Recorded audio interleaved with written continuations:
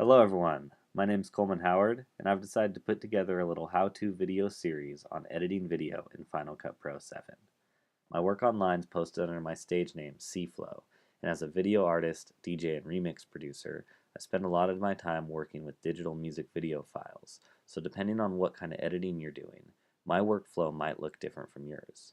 But I think there are still some great tips and tricks that I have that I can share with everybody to help improve their video editing workflow. I've chosen to use a 15-inch MacBook Pro for this tutorial, basically for the screen size so you guys can actually see what I'm doing. But if you're also on a laptop, specifically a unibody, you're going to want to check something before we even get started.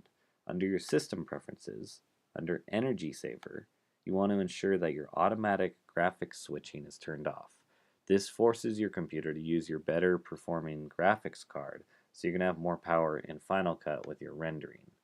When we first launched Final Cut, this is the first time, it's going to ask us where it wants the scratch disk and also what format we're working with. And we're just going to skip right past this. I'm okay having it on my hard drive. It's also looking for some FireWire device that we don't have, so we're going to also skip that.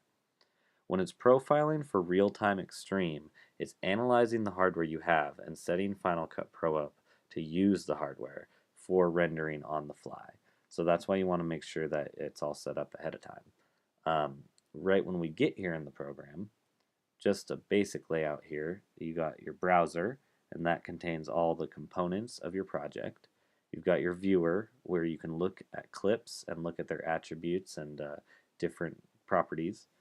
In your canvas, that's the video output that the end user ends up seeing. This is like your final video out.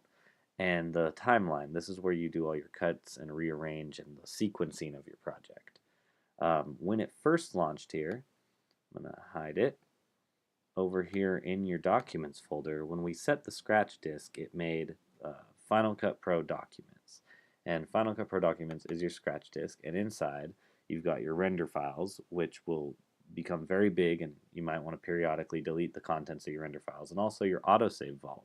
And this once you've set Final Cut up to save your projects, this will regularly update and keep your save files. So this is great. Some additional programs you're going to want to have: MPEG Stream Clip.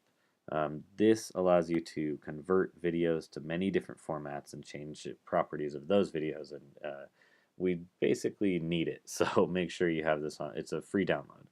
You might also be interested in FX Factory by Noise, and that will, down the line, allow us to add some effects into Final Cut, and also Sorensen Squeeze.